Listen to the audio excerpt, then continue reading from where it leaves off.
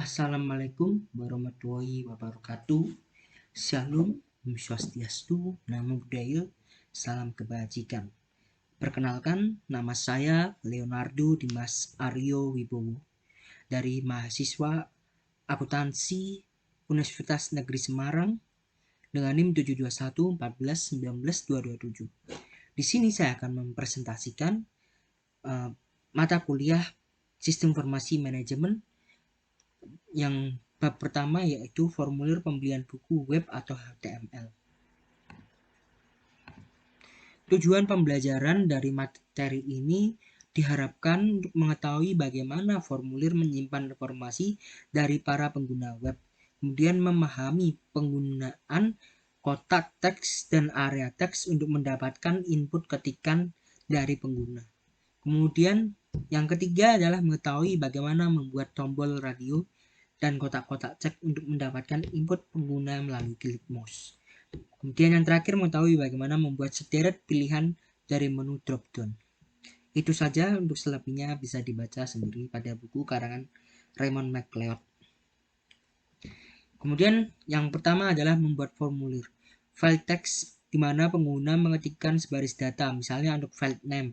Menu drop-down digunakan untuk mengkombinasikan jawaban yang akan ditanyakan dalam tempat kecil di halaman web. Contohnya seperti what course are you taking? Kemudian yang ketiga adalah tombol radio, menampilkan semua pilihan kepada pengguna dalam satu tampilan. Contohnya what type of book do you prefer? Kemudian checkbox serupa dengan tombol radio, tetapi pengguna dapat memilih satu pilihan atau lebih. What else would you like? Kemudian yang terakhir adalah kotak teks digunakan untuk mengisi komentar. Tag-tag dalam membuat web. Tag yang pertama adalah HTML. Hypertext Markup Language adalah salah satu syarat untuk membuat web dan untuk mendefinisikan root dari suatu dokumen HTML. Kemudian tag head digunakan untuk memberikan informasi tentang dokumen tersebut. Kemudian ada body. Body itu digunakan untuk menentukan bagaimana isi suatu dokumen ditampilkan di website. Isi dokumen tersebut dapat berupa teks, gambar, animasi, link, dan sebagainya. Kemudian ada TR, digunakan untuk memisahkan jarak atas bawah, dan TD pembuat kolom pada tabel, dan ada B untuk menebalkan huruf atau bold, dan I untuk memiringkan huruf atau italic, dan ada U, tag U, menggaris bawahi huruf atau underline. Kemudian ada tag table, pembuat tabel pada halaman web, dan tag P, paragraf, dan tag input berfungsi untuk mendefinisikan bentuk pemasukan pada form. Kemudian ada tag font, mendefinisikan jenis font, warna, dan ukuran teks. Kemudian ada form, mendefinisikan sebuah form HTML untuk input form. Ada select, untuk menampilkan beberapa option pilihan dalam menu drop-down. Dan ada tag option, untuk menandai masing-masing pilihan yang akan ditampilkan dalam drop-down. Dan ada tag hyperlink, untuk membuka link ke halaman selanjutnya. Berikut langkah-langkah untuk membuat formulir pembelian buku web atau HTML. Yang pertama adalah kita mengklik start pada keyboard di komputer kita. Ya, kita klik ini. Kemudian langkah selanjutnya kita kalau ini kan bisa diketik di sini lalu tulis notepad. Nah, kita pilih notepad. Kemudian maka keluar tampilan seperti ini. Nah, ini tampilan awal dari notepad. Setelah muncul tampilan seperti di atas, maka langkah selanjutnya adalah memasukkan kode HTML sebagai salah satu syarat dalam membuat web dan untuk mendefinisikan root di suatu dokumen HTML. Seperti yang tadi yang sudah saya presentasikan di slide sebelumnya, ada tag HTML, tag head, tag body, seperti itu. Nah, seperti ini contohnya. untuk membuat judul formulir dengan memasukkan kode HTML. Ya. Kemudian untuk kita lihat di browser akan muncul seperti ini. Langkah selanjutnya adalah membuat kolom nama dan alamat email. Ada kode HTML untuk membuat kolom nama dan alamat email. Seperti ini contohnya. Nih, tag-tag yang digunakan. Nah, maka akan muncul seperti ini ketika langkah ini tadi sudah kita lalui. Kemudian kita cek di browser, oh tampilannya seperti ini. Kemudian langkah membuat menu drop down. Nah, kita membuat seperti ini. Nah, maka akan seperti ini hasilnya. Drop down-nya. Nih. Ada option value. Nih. Dan kode HTML untuk membuat tombol radio. Nih, seperti ini.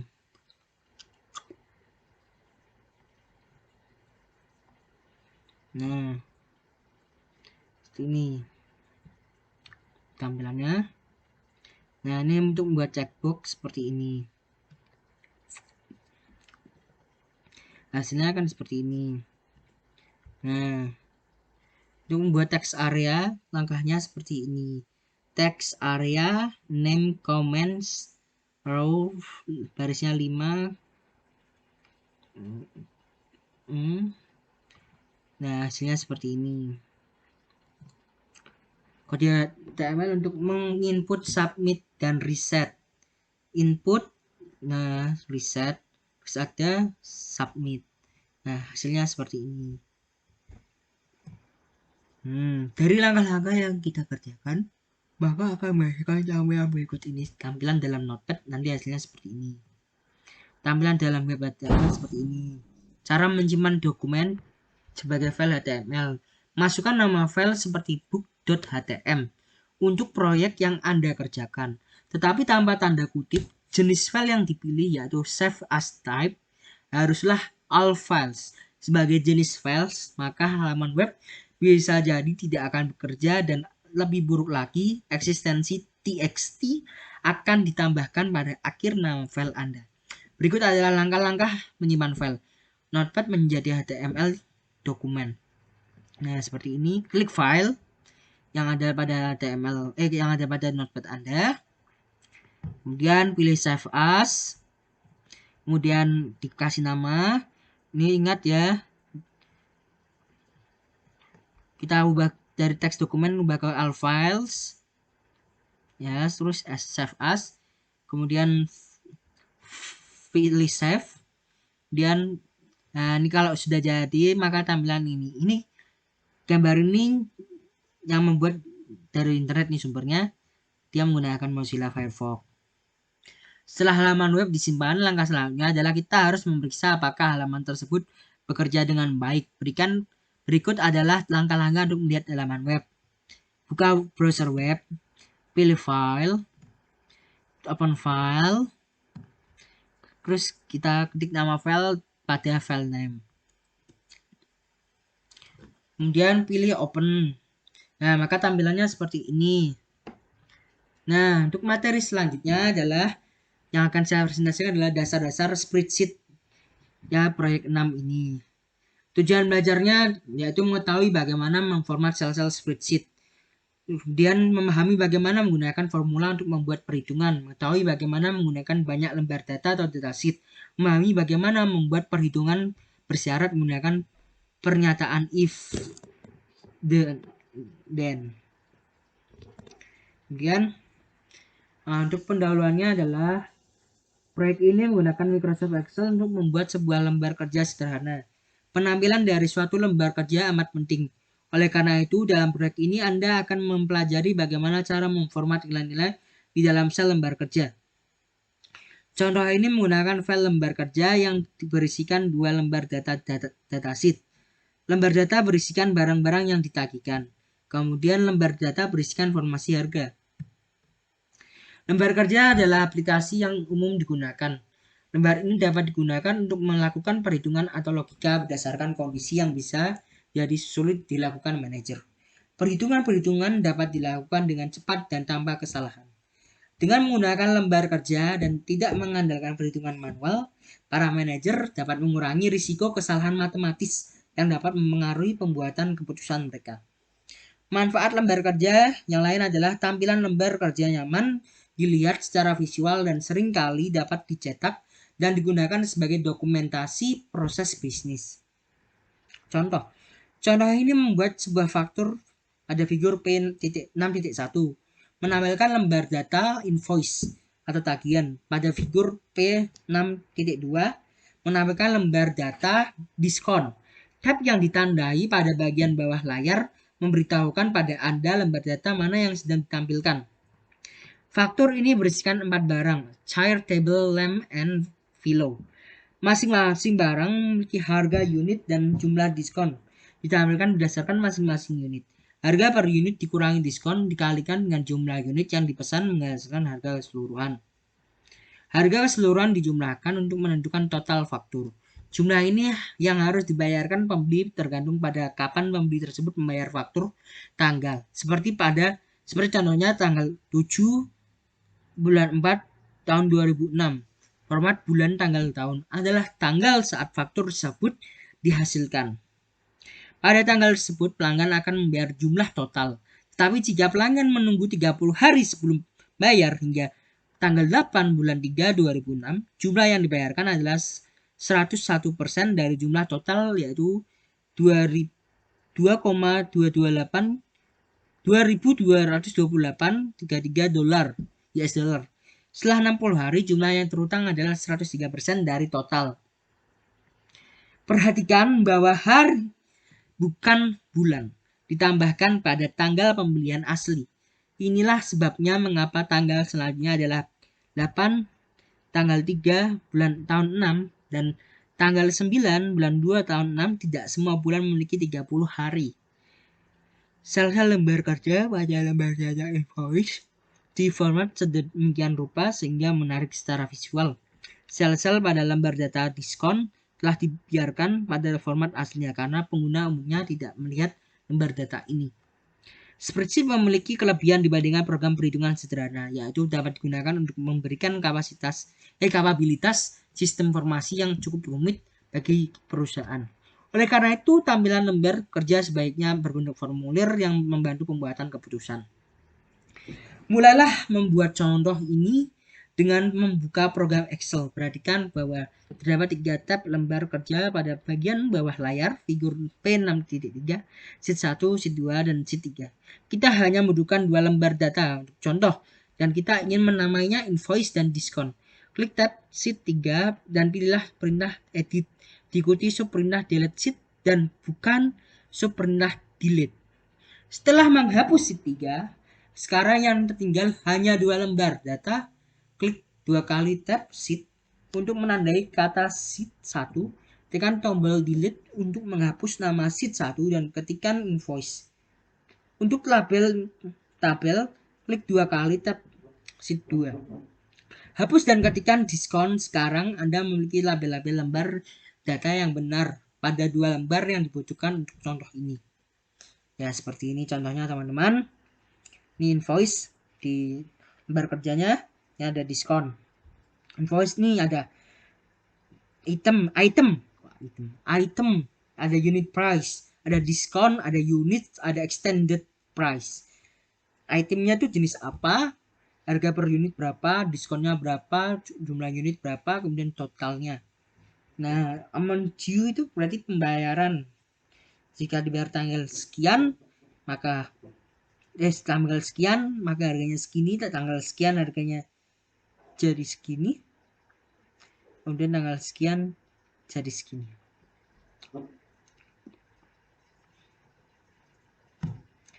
Diskon amount sama persen. $50 0,1, $100 0,15. Figur P63 membuka lembar kerja Excel baru. Lembar data diskon. Isi lembar data diskon figur P62 akan dimasukkan pertama kali. Tujuan dari lembar data pada contoh ini adalah menentukan jumlah 2 unit harga yang menentukan presentasi diskon. Pada contoh kita jika jumlah harga unit lebih besar atau sama dengan $100, maka diskonnya adalah 15%. Harga yang lebih besar atau sama dengan 50 menghasilkan diskon 10%. Anda harus memasukkan nilai-nilai ke dalam sel seperti yang ditunjukkan dalam figur P6.2. Formula yang digunakan dalam lembar data invoice bergantung pada nilai-nilai pada sel-sel tertentu di lembar data diskon. Perhatikan bahwa nilai-nilai persentase dibiarkan muncul sebagai 1 dan 15. Nilai tersebut belum diformat sebagai persentase dengan tanda persen. Jumlah dolar, $50.000 dan $10.000 telah diformat. Ya, seperti ini. Figur P6.4 memformat sel sebagai nilai mata uang. Setelah mengetikkan nilai 50 dan 100 ke dalam sel A3 dan A4, tandailah sel tersebut dan pilihlah perintah format diikuti subperintah sel. Maka layar pada figur P6.4 akan muncul. Pilihlah sebuah format mata uang dengan 2 desimal untuk mendapatkan format yang diinginkan bagi nilai-nilai ini. Lembar data faktur. Lembar data faktur invoice jauh lebih rumit. Mulailah dengan membuat kolom cukup besar sehingga dapat menampung nilai dan judul faktur. Gunakan mouse untuk memilih kolom A hingga G. Kemudian pilihlah perintah format diikuti perintah kolom dan width. Ketika figur P6.5 muncul, pilihlah kolom dengan lebar 13. Sekarang Anda dapat memasukkan data di mana nilainya tidak akan melebihi ukuran sel. Anda harus memulai dengan memasukkan nilai-nilai data ke dalam sel yang tidak membutuhkan perhitungan. Nilai Anda mungkin tidak muncul dengan format yang sama. Seperti pada lembar invoice, kita akan memformat file ini setelah nilainya dimasukkan. Sel A1 telah memiliki entry invoice sel B3 hingga B7. Terisi kata-kata item, child, table, lamp, and pillow. Harga satuan juga dimasukkan ke dalam sel C3 hingga C7. Lewati kolom D, nilai-nilai ini akan dihitung kemudian masuk unit ke dalam sel E3 hingga E7. Masukkan kata-kata diskon dalam sel D3 dan extended price dalam sel F3. Masukkan masing-masing total, amount due, dan date dalam sel G8, F10, dan G10. Kita akan meletakkan teks di tengah sel A1 hingga G13. Sorot keseluruhan area dengan mengklik mouse pada sel A1 dan sambil memasang mouse, tariklah kursor hingga sel G13. Lepaskan mouse, keseluruhan area akan tersorot dan pilihlah format. Diikuti subperintah sel. Pilihlah tab penjajaran atau alignment. Maka layar seperti pada figur P6.6 akan muncul. Kita menginginkan nilai-nilai ini terletak di tengah. Ya, seperti ini kolom width 13. Dan ini center elemennya. Nah, maka kan untuk menghitung diskon silakan seperti ini. Satu-satunya pengecualian untuk meletakkan di tengah adalah sel G8 di mana kata total muncul. Kata total harus sejajar dengan sisi kiri sel dengan menggunakan figur P6.4 sebagai panduan format sel C4 hingga sel 7. Sebagai file mata uang dengan 2 desimal, formatlah sel D4 hingga D7 sebagai persentase tanpa desimal.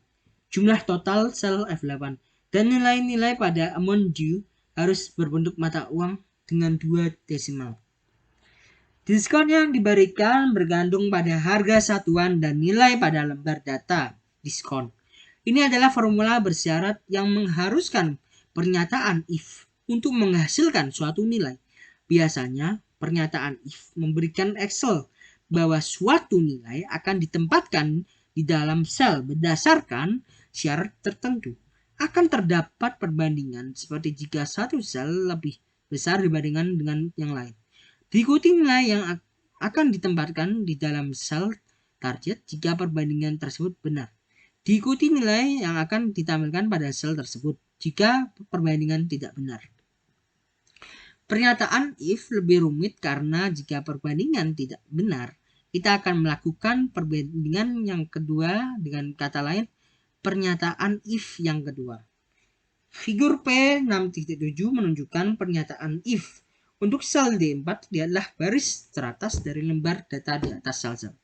Jika nilai di dalam sel C4 lebih besar atau sama dengan nilai dalam lembar data atau data diskon pada sel A mutlak 4, maka nilai lembar data diskon sel mutlak B4 akan ditempatkan ke dalam sel.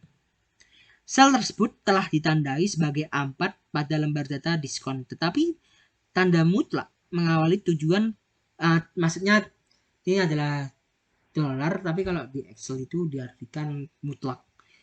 Tujuan baris kita menyalin cut and paste formula ini ke dalam sel-sel lain.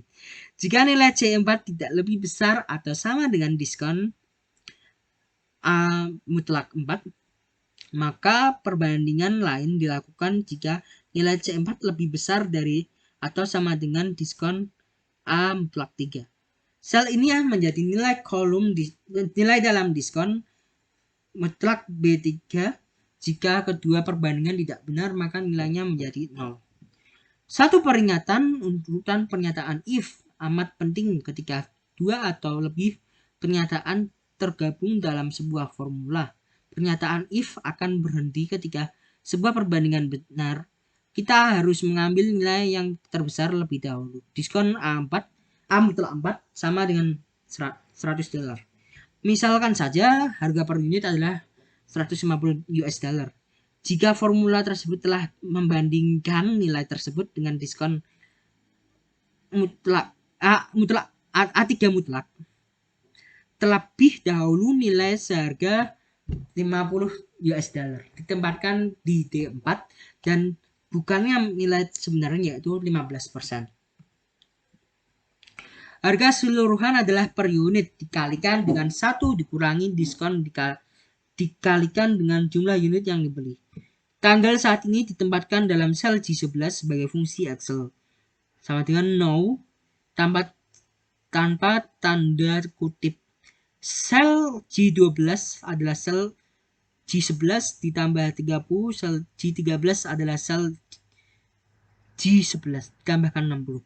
Tanggal diformat menjadi bulan, hari, tahun, tambah jam, menit, atau detik yang ditampilkan. Figur P6.4 layar di mana format untuk sel-sel ini akan terjadi. Set sel yang berakhir F11 hingga G13 mencerminkan nilai waktu dari uang, time value of money. Ketika membayar faktur, jumlah yang harus dibayarkan hari ini dalam sel F11 adalah jumlah harga keseluruhan masukan sama dengan F8 dalam sel 11. Setelah 30 hari, jumlah yang terutang adalah 101% dari total. Setelah 60 hari, jumlah yang terutang adalah 103%. Masukkan F8 kali 1,1 ke dalam sel F12 dan F8 kali 1.03 ke dalam F13. Figur P6.8 menampilkan layar dan dihasilkan dari pemilihan perintah format. Diikuti perintah sel yang memiliki tab font, Anda dapat membuat judul kolom dalam huruf tebal atau mengubah ukuran font pada kata invoice dalam sel A1. Mengubah font ke dalam sel dapat membuat faktur ini lebih menarik dilihat. Ya, seperti ini format huruf sel. Ini fontnya. Kesimpulan, dengan kita mempelajari spreadsheet, kita bisa mengetahui bagaimana cara memformat sel-sel yang ada di dalam aplikasi ini, dapat memahami cara menggunakan formula untuk membuat perhitungan yang rumit sekalipun, serta memahami bagaimana membuat perhitungan bersyarat yang menggunakan pernyataan if then. Sekian, terima kasih. Wassalamualaikum warahmatullahi wabarakatuh. Shalom, Om Swastiastu, Namo Buddhaya, salam kebajikan. Apabila saya terdapat kesalahan dalam membaca, dalam mempresentasikan, dari dalam lubuk yang hati yang paling dalam, saya mohon maaf. Terima kasih.